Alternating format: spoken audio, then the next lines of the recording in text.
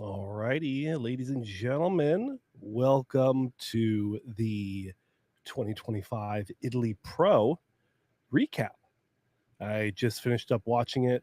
Phenomenal coverage from EP09, Mr. Kenson Jardine, and of course, Xavier Wills with Desktop Bodybuilding, both phenomenal live coverages. So I wanted to hop on and just do a quick recap for those of you that wanted to continue the conversation talking about the 2025 Italy Pro. Now this is our first live stream on this new computer. So if the audio is funky or if anything is funky, please do let me know. Housekeeping items, I did learn how to rename the live streams. So hopefully you guys are able to see the live stream say the 2025 Italy Pro live recap. So if you see that, please let me know in the comment sections below. But also, what were your guys' thoughts on the Italy Pro? I thought it was a really good showing. I'm going to pull up the routine. Let's see. Let's look at the first call out finals. And let's take a look here. Thought it was a really good show. Honestly, I was very impressed with the conditioning we saw from everyone. Let's pull up the media player and let me know if you guys cannot see this. I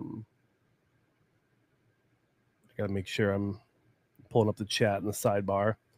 If anyone can see the footage, please let me know.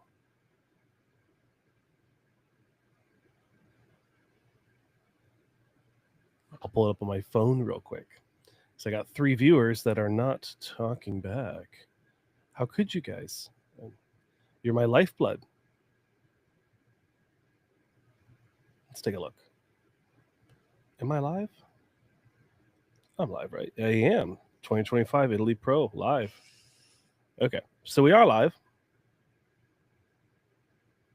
Got a couple viewers here. And you can still see my face with the screen share. Very, very good. So let's go ahead and run through it. Let's run through it. Even for the post-production, it's still going to be entertaining. If we jump, I don't want to show the actual footage. It's kind of dirty. But if we were to get to where, so this was the initial 6 through 10 at finals. Theo Laguerriere, we had Emir Amaridzic, we had Roberto, I forgot his last name, in the blue trunks, and Tim Budishine, bigger guy on the right. All these guys looked really good. It's just they just weren't as good as the next call out. Front lat spread here, Emir, phenomenal, great conditioning. I think the legs can continue to grow, whereas Theo's, maybe it's the stance, I don't know, but Theo, his legs look bigger, even though maybe they aren't. But the illusion is that they look bigger. It's hard to look at Tim without seeing his midsection. Can I mute this? Yeah, it's muted. Okay. So, side chest. My eyes continue to go to Theo. I thought he looked really good here. Definitely, maybe got overlooked, but overall, I thought he looked really good.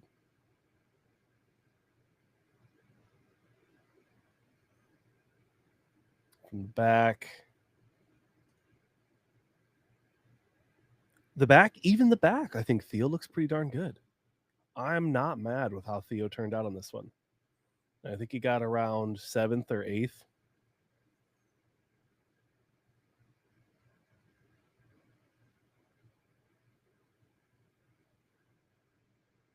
Move him around a little bit. Yeah, I think Theo was a solid pick. All right, now the big boys. Move them around a little bit. Let's wait till they get all set. Urs in the center.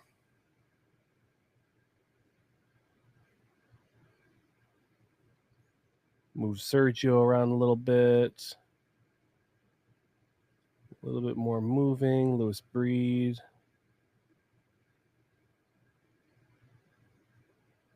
Here we go. Money shot. Front double. What are you guys thinking on this one? Front double looks pretty good. Urs, if you didn't know, he did win. Really impressive showing from him. Mark Hector ended up in third, and Quinton in second. Very, very good lineup from everyone. Very good showing. Even Lewis Breed all the way on the left, the bigger, thicker guy. I thought he did very well.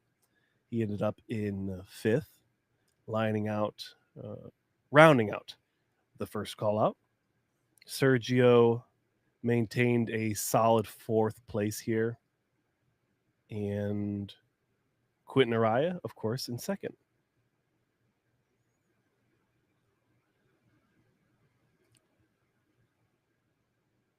Yeah, I think Urs is the conversation piece here. Urs brought a great amount of conditioning, solid separation here, a lot of detail, and surprisingly, a lot of people didn't think he, including myself, I'm not perfect.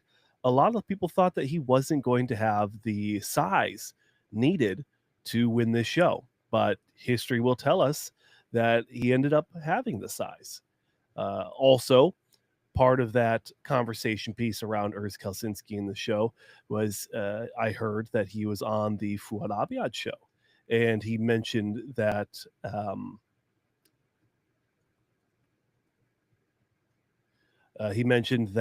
those guys like Urs weren't he wasn't going to do the Olympia. Now I don't know your thoughts, but if I qualified for the Mr. Olympia in the Open right after my pro debut, I'd want to capitalize on that momentum, on that hype factor, and then come into the Olympia looking for a top 15 finish. I think that is very reasonable for Urs Kalsinski to place in that placing. I don't know if he can place outside or within the top 10. I think that he might be a little undersized. But I think that he did enough in this show to win. And that's exactly what happened here. Mark Hector here, still on the front double bicep. Mark looked a little soft in the legs. I'd like to see a little bit more separation in the chest. Could probably come up a little bit more. Urs, the way that Urs's, his name is Urs, so it's plural on a plural. The way his chest pops, the way everything pops, makes him look a lot different from this lineup. Even with Sergio, it makes his lats look better and bigger. And how sharp and crisp Urs is actually highlights how good he looks and how competitive he actually was in this lineup, where you might have thought that he might have been a little smaller, a little undersized. Ellen, thank you for the audio check here. Thank you, my love. He looks good. He looks so good. But I would say he almost looks too good. And it really highlights the conversation piece around Open that these guys are getting too big and not conditioned enough. You know, a huge talking point right now is Samson. Is Samson going to come in conditioned enough? And we saw from last year that he brought enough conditioning to win. But when you start throwing in people like Urs Kalsinski into the men's open lineup, and then eventually you'll have Ramon Dino coming into the Open. Eventually you'll have Keon Pearson coming into the Open. Eventually, once he gets some more titles. But we're going to get into a situation where conditioning is going to start becoming the standard instead of aesthetics. or a combination of aesthetics and conditioning, and not so much on the size. The size is going to be a added bonus to these guys competing and winning and doing well at these shows. I think currently you have someone like a Hottie who has a lot of size and conditioning, but the aesthetics aren't there. You have Nick Walker, no shame to the guy at all. He has the conditioning, he has the freak factor, but the aesthetic, the proportions, the symmetry is not exactly there. Let's move the posing along a little bit so I don't bore you guys. Into the front lat spread here. I think that is going to be a really interesting point we're going to get to in men's open bodybuilding is there's going to be enough classic guys coming in that it's going to push the conversation that conditioning and shape should be the main factors and not mass. And I think people like Quinton, like Mark Hector, even Urs Kalsinski, very symmetrical, very shapely bodybuilders. Lewis Breed, a lot of size, but the midsection is a big deterrent. It really draws the eyes. And I think that that's going to continue to hurt him in the future. And let's grab a couple other shots here. I know they move people around. Side chest, get Sergio in there. This is a good shot. It looks like Urz's hands. Does he want his hands to be that low? It's a really interesting hand placement. Same with Quinton. The hands are really low. Mark Hector, holy cow. Look at that side chest he's got. That's a good shot. The quads, though, aren't as detailed. Quinton is doing a good job of really stepping on that quad and really showing a lot of detail, as you can see here, right? That looks really, really good. But what are your thoughts? Does he win this shot? The world may never know. Next up, let's get into this lat spread real quick. Appreciate everyone stopping in and checking out this quick little live stream. Back double bicep here. I'm not surprised that Urs won. The detail, the conditioning, and the glutes, even the somewhat lacking of size in the back department is not overshadowed by the lack of conditioning from the other gentlemen on the stage right now. Quinton looks, although his glutes look sharp, he looks very soft in the back, the lower back, even the upper back. Mark Hector looks fairly conditioned, but could use a little bit more shape. Somehow Urs came from Classic, and everyone said he was going to be undersized, and ends up showing up and showing off to these guys, really showing that he is not undersized. Now, here's the question. Kind of a quick stream. Maybe we get to 15 minutes. I don't know. Maybe 20 minutes. Here's a big question. Can Urs place in the top 10 at the Olympia with the back the way it is? Now, if he brought some Mike Menser level conditioning and it just was insanely shredded and he was able to retain a lot of the muscle, maybe he could squeeze into that top 10 just off of that freak factor that we're not seeing.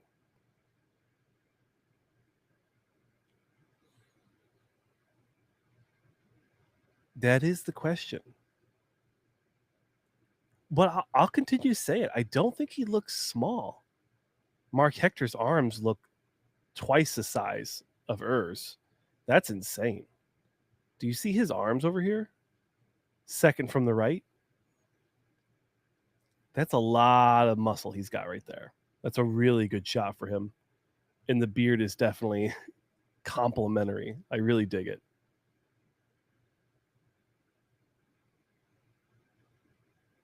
This was a really good show. This is a really good lineup. And it actually made the show exciting because you didn't exactly know who was going to win. Of course, you had the favorites. You had Quinton coming in and was most likely going to win, but you still had someone like Urs who was going to be in the conversation.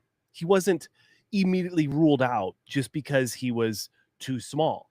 And I know on Xavier's live stream there was thousands of people saying that he was gonna win regardless. And I initially thought that was more of a fanboy thing, but after seeing the results, I'm not mad about it.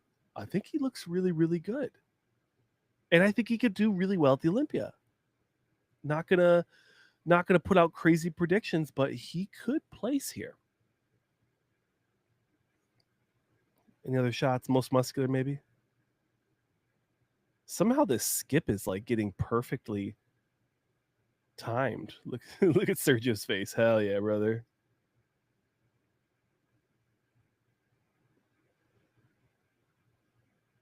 Really good show. Mark Hector, I think, was probably the standout outside of Urs Kelsinski. Sergio, I feel like, looks like how Sergio always looks. Louis Breed is always going to be freaky.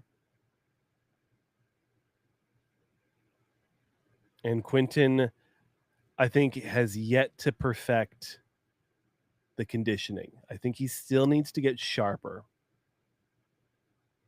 But let me know your thoughts down below. But for everyone who stopped in and watched this video, thank you for watching. Just a quick little recap of the finals. Congratulations to Urs Kalzinski on winning the 2025 Italy Pro. The Italy Pro Muscle, the IFBB Pro League, Pro Muscle, Italy.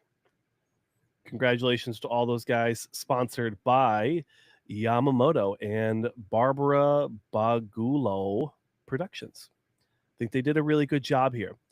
One final note, I'll just real quick. The stage quality, the lighting, the backdrop, the cinematography, maybe if you will, the stage production, I thought was very good at the 2025 Italy Pro. The Pro Muscle was good. The lighting was solid. It was complementary to the live stream. The backdrop, although it was a smart screen, it was a what do you call OCD LCD screen. Usually the pixelations detract from the physique and it makes it look not as good. But I will say that the backdrop was mute enough. The palette was not as obstructive to the physiques to where you actually got to see the physique in all of its glory. Lopsang, I agree. Urs looked phenomenal. Definitely rewatch the live stream. I do show the finals footage in frame by frame, so you actually see a really good quality footage of Urs as he's coming into winning that show. But I do want to highlight for Barbara, for her team, for the Pro Muscle team, they did a really good job. The live stream was hiccupy at first, and it was very difficult to get on board, but the live stream production was phenomenal. The quality was good. Takeaways, feedback, the shot. You can't zoom in on 4 people when you have 6 people on stage. And you should never, and this is for the promoters, this is for the head judge, this is for the crew lead, for the production team. You should never have 8 people on stage for any kind of call out. You were consistently seeing about 5 to 6 people on stage, with the outer 2 not even being present for the audience, for the viewers at home, the thousands, tens of thousands of people watching at home. We weren't able to see them. So huge feedback to that team. And I'll even send them an email and just kind of like summarize my feedback and be like, hey, love the production, but here's some notes that me and my audience have. And hopefully they do something with that. We've seen shows like the Detroit Pro make improvements, have the backdrops black, or at least darker. And even the Olympia, they've been able to like portion off that small little section where it was darker, where it wasn't so obstructive. So we're seeing improvements coming slowly over the years. I like to see it, and I'm hoping that it continues to make those improvements. But, ladies and gentlemen, thank you for watching another episode here on the Bodybuilding News Network for a quick recap of the 2025 Pro Muscle Italy Olympia qualifier, where Urs Kalsinski ended up winning. So big congratulations to him. Thanks for everyone who stopped in and watched this quick little live stream. And we'll see you, as always, on Wednesdays, 5:30 p.m. Pacific Standard Time for our live hour special with Jason Lowe for Bodybuilding and Friends. Thanks for watching, and I'll see you in the next one.